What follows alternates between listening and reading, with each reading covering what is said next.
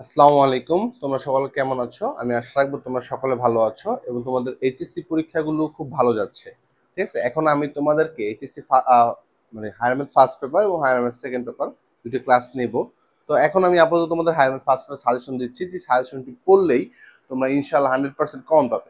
তো আমার সাজেশনটার মূল থিমটা হচ্ছে 7টা সৃজনশীল করলেই তুমি একটা কমন পেয়ে যাবে। মানে এভরি চ্যাপ্টারে আমি যে সৃজনশীলগুলো দিব সেই সৃজনশীলগুলো যদি তোমরা ঠিকমতো করো তাহলে 7টা সৃজনশীল করলেই একটা কমন।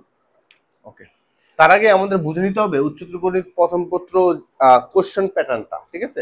উচ্চতর গণিত প্রথম পত্র দুইটা বিভাগ আছে কোশ্চেনের। এটা হচ্ছে আমাদের ক বিভাগ, এটা হচ্ছে আমাদের খ বিভাগ। ঠিক আছে? ক বিভাগ, খ বিভাগ। ক বিভাগে রয়েছে বীজগণিত ও জ্যামিতি। তো বীজগণিতের মধ্যে শুধুমাত্র ম্যাট্রিক্স নির্ণয় রয়েছে, আর জ্যামিতির মধ্যে সরলরেখা ও বৃত্ত রয়েছে। তো এই প্যাটার্ন থেকে আমাদের কোশ্চেন আসবে চারটা। কোশ্চেন আসবে কয়টা? চারটা। আর এখান থেকে আমাদের খ বিভাগ হচ্ছে ত্রিকোণমিতি ও ক্যালকুলাস। এখান থেকে কোশ্চেন আসবে আমার কটা? চারটা। ওকে, তাহলে এখান থেকে চারটা, এখান থেকে চারটা দিতে হবে আমাকে মোট পাঁচটা। এগুলো তোমরা জানো যে এই দুইটা থেকে দিতে হবে কয়টা? পাঁচটা দিতে হবে, পাঁচটা। ওকে, তো কমপক্ষে ক বিভাগ কিংবা খ বিভাগ থেকে দুটি দুটি করে চারটি অ্যান্সার করতেই হবে আমাকে। তো তোমাদের মধ্যে দেখা যায় যে অনেকে ম্যাট্রিক্স নির্ণয় তো সবাই পারো। ওকে, ম্যাট্রিক্স নির্ণয় থেকে ধরে নিলাম যে একটা সৃজনশীল আসবে, যদি দুটো দিয়ে দেয়, দুই ধরো ঢাকা বোর্ডে বা সিলেট বোর্ডে ম্যাট্রিক্স নির্ণয় দুটো দিয়ে দিছে, তার জন্য তো সুবিধা হয়ে গেল। আবার অনেকে সরলরেখাও পারো, তো একটা, আবার বৃত্তও পারো। ঠিক আছে? তো তিনটা। যদি তোমরা এখান থেকে একটা একটা করে তিনটা দিয়ে দাও তাহলে তুমি ত্রিকোণী থেকে একটা দিলেই চারটা হয়ে যাচ্ছে। চাইলে আবার অন্তরীকরণ যোগজীকরণ দিতে পারো। কিন্তু অনেকে অন্তরীকরণ এবং যোগজীকরণকে একটু কঠিন ভাবে দেখে, যার ফলে তারা অ্যান্সার করতে চায় না। তো আমরা আর ওদিকে যাবো না, এত ডিটেলস বলতে যাবো না। আমরা বলতে যাচ্ছি যে তোমাকে এই প্যাটার্ন থেকে দুইটা দিতে হবে, এই প্যাটার্ন থেকে দুইটা দিয়ে মোট পাঁচটা দিতে পারো। তুমি চাইলে ত্রিকোণমিতি যদি তুমি একটু এক্সপার্ট হয়ে থাকো তুমি এখান থেকে দুইটা দিতে পারো। যাদের একটু অন্তরীকরণ যোগজীকরণের সমস্যা থাকবে তারা অবশ্যই চাইবে যে ত্রিকোণমিতি থেকে অ্যান্সারটা করতে। তো আমি বলবো অন্তরীকরণ যোগজীকরণ থেকে কোশ্চেন প্যাটার্ন খুব সহজেই আসে। ঠিক আছে? তো তোমরা চেষ্টা করবা এগুলো আমি যে সাজেশন দিব ওগুলো করার জন্য। কারণ বলা তো যায় না, ত্রিকোণ থেকে যদি তোমরা দুইটা কমন না পাও তখন তো একটা বিপদ হয়ে যেতেই পারে। ওকে, তো সরলরেখা বৃত্ত দুইটা থেকে তোমরা যদি একটার প্রতিও জোর দাও তাহলে আমি বলবো যে তোমরা পারবে। কারণ কি, ম্যাট্রিক্স নির্ণয় থেকে দুইটা এই বছর আসার চান্স খুব বেশি। ওকে, এখন আমরা কথা না বাড়িয়ে আমাদের সাজেশনে চলে যাচ্ছি। তো তোমাদের সবার প্রিয় ম্যাট্রিক্স ও নির্ণায়ক চ্যাপ্টারটি যদি আমরা একটু খেয়াল করি। ঠিক আছে? ম্যাট্রিক্স ও নির্ণায়ক চ্যাপ্টারটি যদি খেয়াল করি তাহলে এখান থেকে আমি সৃজনশীল দিচ্ছি তোমার 6 টাইপ সৃজনশীল। মানে এই সৃজনশীল যে বোর্ডগুলা বা কলেজগুলা দিয়েছি এগুলোর মধ্যে ইনশাল্লাহ 100% কমন থাকবে। ঠিক আছে?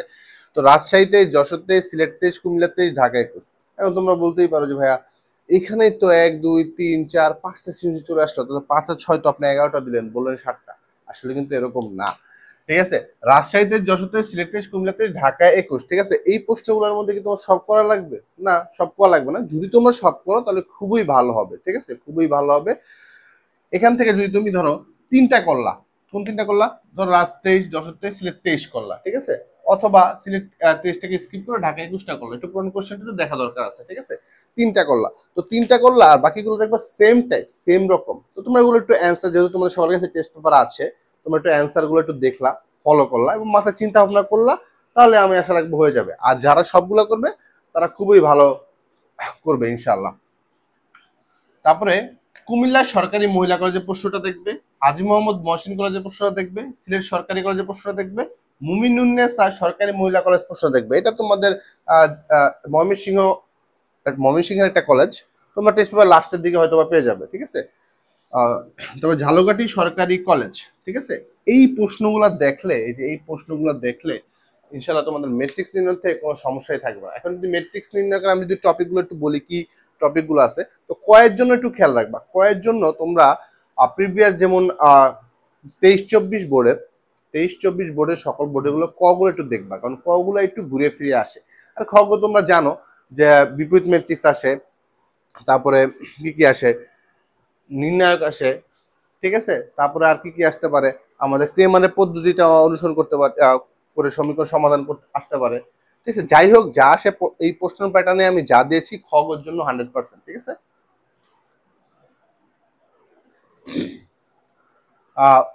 পরবর্তী টপিকসটি হচ্ছে আমার সরল রেখা, ঠিক আছে? সরল রেখা বা কি স্ট্রেট লাইন, সরল রেখা বা স্ট্রেট লাইন, হ্যাঁ, স্ট্রেট লাইন বা সরল রেখা। এখন তোমরা জানো সকলে, এখান থেকে আমরা দিচ্ছি। দেখো, রাজশাহী 23, যশোর 23, দিনাজপুর 23, বরিশাল 23, যশোর 21, ঠিক আছে? আবার সেম প্যাটার্নে বোর্ডগুলো তোমার সব করা লাগবে না, তুমি অবশ্যই 3 থেকে 4টি এই প্রশ্ন বোর্ডের মধ্যে করে যাতে প্রশ্নের প্যাটার্নটা বুঝতে পারো, এবং বাকি যদি এক্সট্রা তোমাদের মনে হয় যে না করলে হবে, তোমরা করো না। দেন প্রশ্ন যদি মধ্যে দেখো, কলেজের প্রশ্নের মধ্যে ইম্পর্টেন্ট হচ্ছে সবচেয়ে বেশি যেগুলোর মধ্যে থেকে আসবেই, তো রাজশাহী কলেজ, হাজী মোহাম্মদ মহসিন কলেজ, সিলেট সরকারি কলেজ, মুমিনুন্নেসা সরকারি মহিলা কলেজ, সরকারি আজিজুল হক কলেজ, দিনাজপুর সরকারি কলেজ, আর মাইলস্টোন কলেজ। হ্যাঁ, মাইলস্টোন নিয়ে বর্তমান সময়ে যেটা হচ্ছে, আমাদের একটা প্লেন ক্র্যাশে একটা দুর্ঘটনা ঘটেছে। আমরা যারা শহীদ হয়েছে তাদের আত্মার মাগফিরাত কামনা করি, এবং আমরা সকলের চাওয়া যারা আহত নিহত হয়েছে তাদের পরিবার যাতে সুস্থ থাকে এবং তারা যাতে সামর্থ্য রাখে ওইভাবে যে সামনে এগিয়ে যাওয়ার প্রতি, মানে কি বলবো, দুঃখ ভারাক্রান্তর মন। মাইলস্টোন কলেজের নাম শুনে একটু দুঃখ, মনটা মধ্যে একটু কষ্ট হয়ে উঠলো। যাই হোক, আমরা ওদিকে যাব না। তো তোমরা মাইলস্টোন কলেজের প্রশ্নটাও কি টেস্টে যে প্রশ্ন আছে, এটা খুবই উন্নত মানের একটা প্রশ্ন আছে, সেজন্য আমাদের এখানে দেওয়া। তো তোমরা অবশ্যই এগুলা দেখবে। ক বিভাগের শেষ যে অধ্যায়টি রয়েছে সেটা হচ্ছে সার্কেল বা বৃত্ত। তো বৃত্ত থেকে অবশ্যই তোমরা রাজশাহীতে, ঢাকাতে, কুমিল্লাতে, চট্টগ্রামে দেখবে এবং করবে। তারপরে তোমরা রাজশাহী কলেজের প্রশ্নটা দেখবে, ঝালকাঠি সরকারি কলেজের প্রশ্নটা দেখবে, আদমজি ক্যান্টনমেন্টের কয়টা কোশ্চেন আছে তার মধ্যে যদি স্টার্টিংটা খেয়াল করবে, প্যাসেজে বা উদ্দীপকটা খেয়াল করবে, যেখানে খেয়াল করবে তোমরা, যেখানে 3x - 4y সম্বলিত একটা কোশ্চেন রয়েছে, এই কোশ্চেনটা তোমরা করবে। তারপর মুমিনুন্নেসা সরকারি মহিলা কলেজে একটা কোশ্চেন রয়েছে, x² + y² - 2x + 6y + 1 = 0। এই প্যাটার্নে শুরু হয়েছে একটা কোশ্চেন, তোমরা দেখবে সমীকরণ হয়তো বা 2-3টা আছে, কিন্তু এইটা আছে। সব তো লেখা সম্ভব না, যতটুকু লেখা সম্ভব হয়েছে তত লিখছি। তো সরকারি মাইকেল মধুসূদন কলেজটা দেখবে এবং নটরডেম কলেজের প্রশ্নটা দেখবে। তো এই কোশ্চেন গুলো করলে বা এই 7টা কোশ্চেন করলে আমি আশা রাখবো তোমাদের 100% একটা কাউন্ট হয়ে যাবে। এখন 100% বলতে কি একদম হুবহু কোশ্চেন না, হুবহু কোশ্চেন নাও হতে পারে, কিন্তু প্যাটার্ন একদম সেম থাকবে, কোশ্চেন একদম সেম থাকবে, ঠিক আছে? হয়তো ভ্যালু ইকুয়েশন গুলো এদিক সেদিক করে দিবে।